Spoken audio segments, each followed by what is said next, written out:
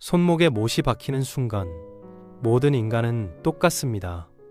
비명을 지르고 저주를 퍼붓고 울부짖다가 결국 침묵하며 죽어가죠. 로마 백부장 롱기누스는 이 광경을 37번이나 지켜봤어요. 그런데 38번째 죄수는 달랐습니다. 못이 뼈를 관통하는 그 순간 이 남자의 입에서 나온 말은 저주가 아니라 기도였거든요. 아버지, 저들을 용서하소서. 20년 경력의 처형 전문가는 손을 멈췄습니다. 자기를 죽이는 사람들을 위해 용서를 구하는 죄수라니 이건 처음이었어요. 그리고 6시간 후 이 직업 군인은 자신도 믿을 수 없는 고백을 합니다. 진실로 이 사람은 하나님의 아들이었다. 그 6시간 동안 십자가 아래에서 도대체 무슨 일이 벌어진 걸까요?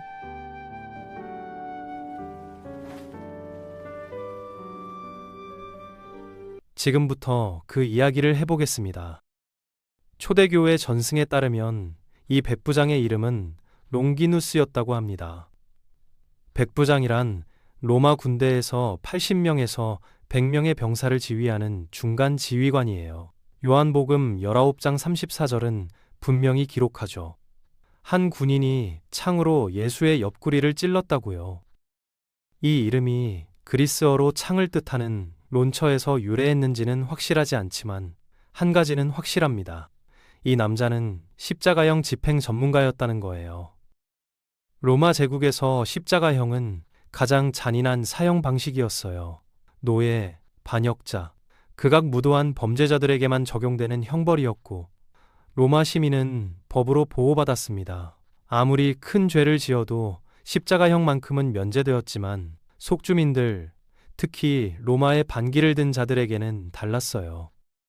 서기 70년 티투스 장군은 유대 독립전쟁을 진압하면서 매일 500명씩 십자가에 못 박았는데 역사가 요세푸스는 더 이상 십자가를 세울 공간도 나무도 부족할 정도였다고 기록했습니다. 예루살렘을 포위 공격하는 동안 탈출하려던 유대인들을 잡아서 성벽 주위에 십자가를 세웠거든요. 공성전이 끝날 때까지 약 1만 명이 십자가에 매달려 처형되었다고 해요. 예루살렘 주변이 온통 십자가 숲이 된 겁니다.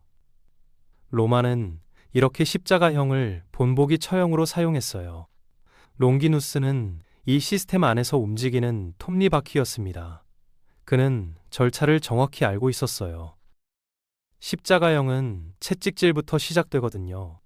로마인들이 사용한 채찍은 플라겔룸이라고 불렀는데 가죽끈 여러 개에 뼈 조각과 납덩이를 박아놓은 겁니다. 로마 시인 호라티오는 이걸 그 끔찍한 플라겔룸이라고 표현했죠. 표준 타격 횟수는 39대였는데 그 이상 맞으면 즉사할 위험이 있었거든요.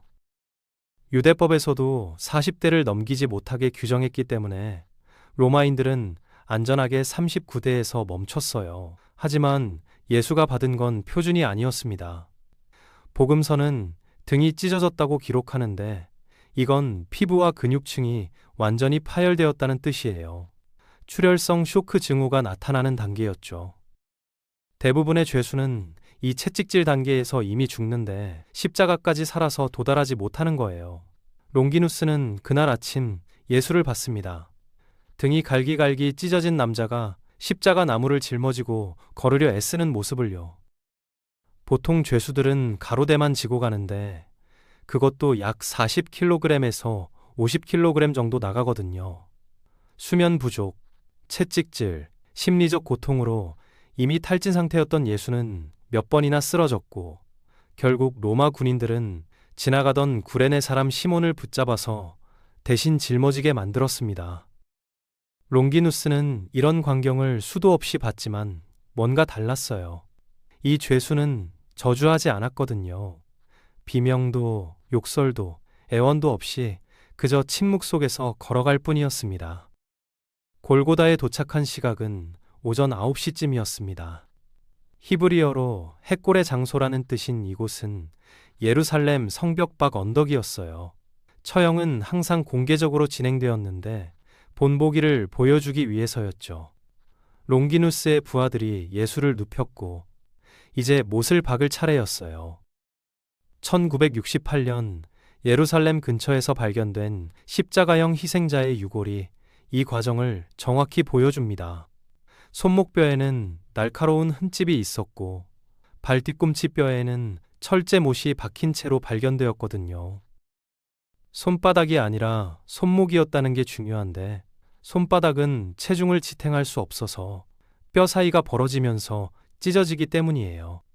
하지만 손목뼈 사이, 정확히는 요골과 척골 사이에 못을 박으면 뼈가 체중을 지탱해 줍니다.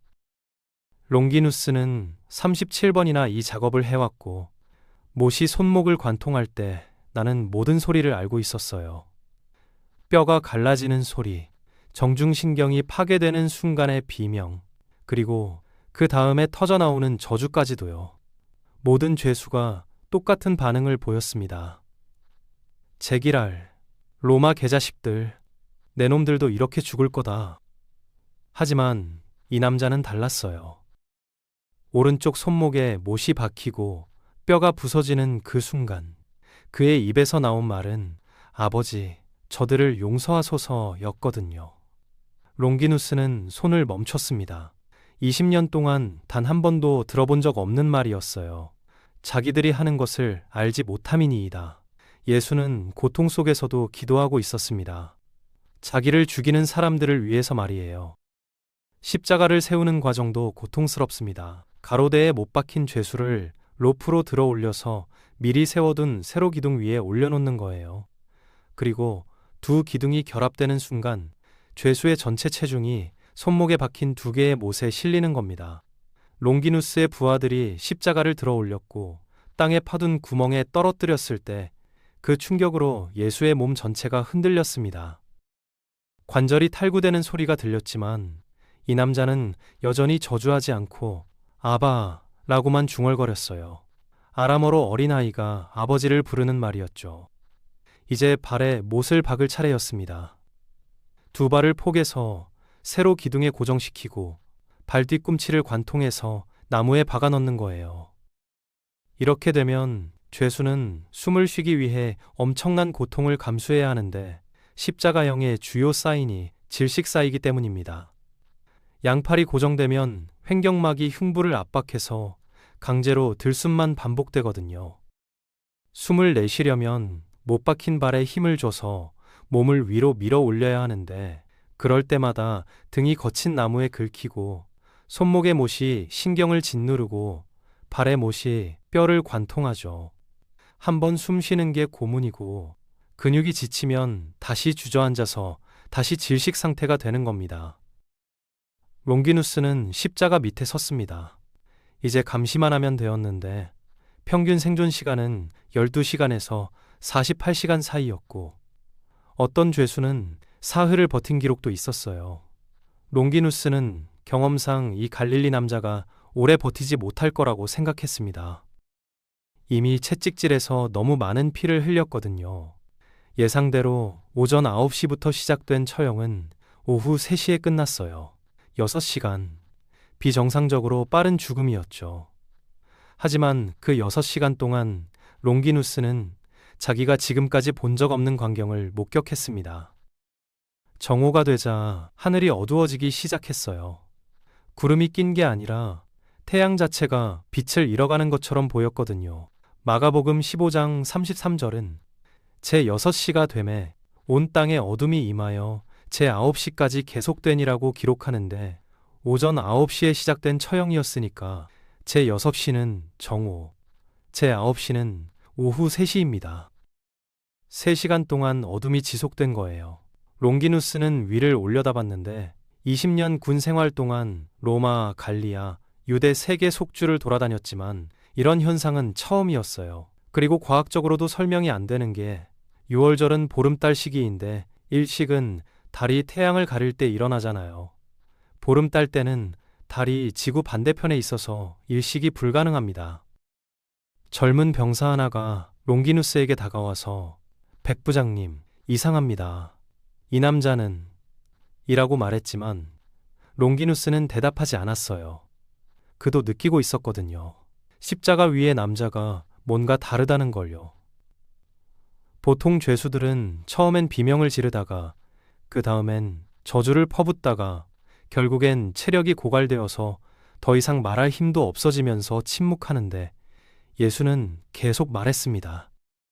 옆 십자가에 달린 강도에게 오늘 네가 나와 함께 낙원에 있으리라고 말했고, 십자가 밑에 서 있는 여자를 보며 제자에게 보라, 네 어머니라고 말하면서 죽어가는 중에도 다른 사람들을 돌보고 있었던 겁니다.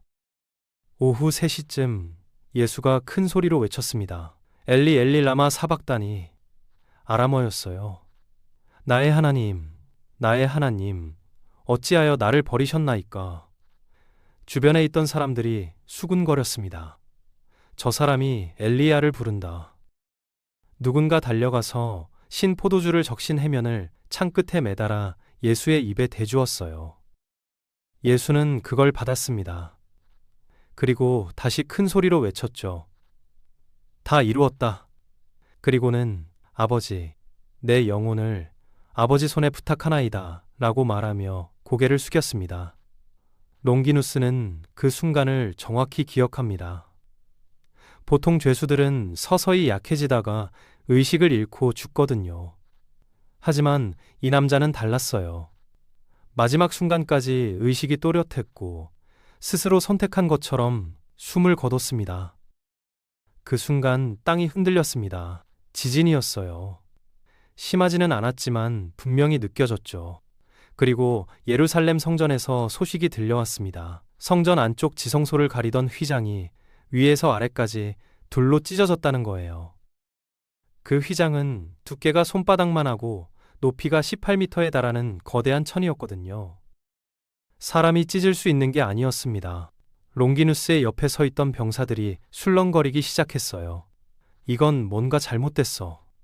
저 남자는 누구였던 거야? 롱기누스도 혼란스러웠습니다. 3시간 동안 지속된 어둠, 지진, 성전 휘장이 찢어진 소식, 그리고 죽어가면서도 용서를 구하던 그 남자의 목소리. 하지만 절차는 절차였습니다. 롱기누스는 사망 확인을 해야 했어요. 유대인들이 요청했거든요. 다음 날이 안식일이었기 때문에 해가 지기 전에 시신을 내려야 했죠. 유대교에서 안식일은 금요일 해질 때 시작되는데 안식일에는 어떤 일도 할 수 없었어요. 게다가 율법에는 나무에 달린 시체를 밤새도록 두지 말고 그날에 장사하라고 명시되어 있었거든요. 땅을 더럽히지 않기 위해서였습니다. 보통은 다리를 부러뜨려서 죽음을 앞당깁니다.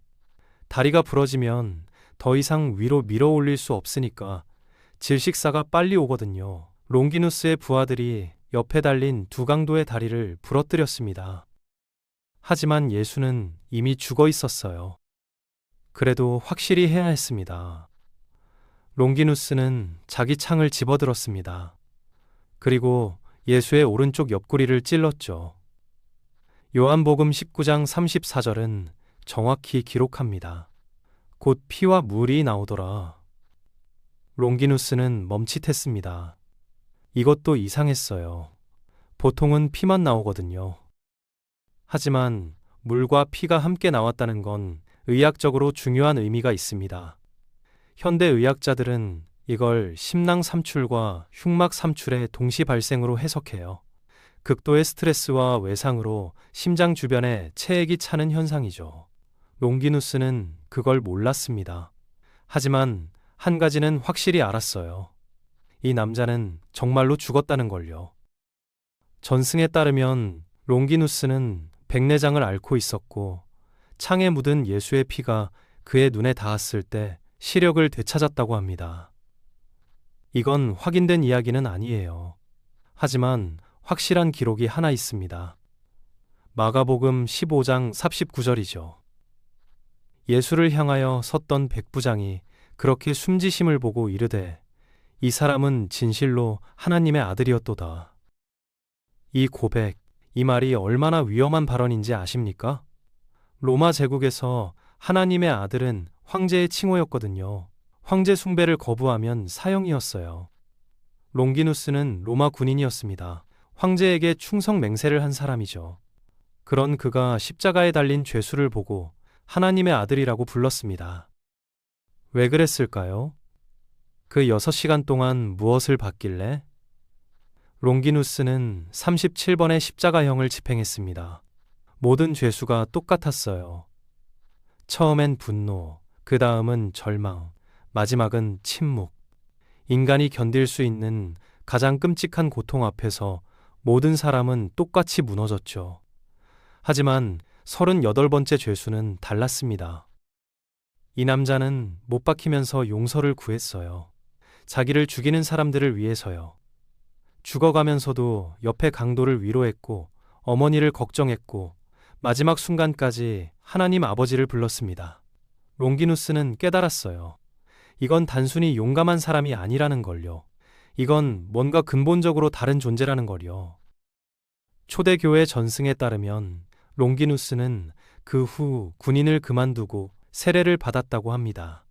카파도키아의 카이사레아에서 수도자가 되어 선교 활동을 하다가 박해를 받았다고 합니다.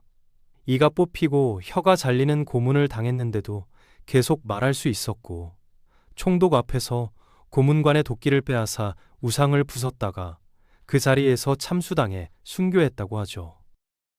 이게 사실인지는 확인할 수 없습니다. 하지만 한 가지는 분명해요. 예수를 십자가에 못 박은 로마 군인이 예수를 증언하는 사람으로 변했다는 거예요. 생각해 보세요. 롱기누스는 가해자였습니다. 그는 예수를 죽인 사람이에요. 손목에 못을 박고 십자가를 세우고 창으로 옆구리를 찌른 바로 그 사람이죠. 만약 예수가 단순히 훌륭한 선생이었다면, 만약 그가 그저 용감한 혁명가였다면, 롱기누스는 그냥 또 하나의 처형을 집행하고 일상으로 돌아갔을 겁니다. 하지만 그는 돌아갈 수 없었어요. 왜냐하면 그가 본 건 인간이 아니었거든요. 십자가 위에서 죽어가면서도 사랑을 실천하는, 고통 속에서도 용서를 구하는, 마지막 순간까지 하나님 아버지를 신뢰하는 존재를 봤던 겁니다. 오늘날 우리는 십자가를 목걸이로 답니다. 교회 첨탑에 올려놓죠. 하지만 1세기 로마 제국에서 십자가는 전기의자였어요. 가스실이었고 교수대였습니다. 가장 잔인하고 치욕스러운 죽음의 상징이었죠. 그런데 이 끔찍한 처형 도구가 어떻게 구원의 상징이 되었을까요? 롱기누스가 그 답을 보여줍니다. 십자가는 단순히 예수가 죽은 장소가 아니에요.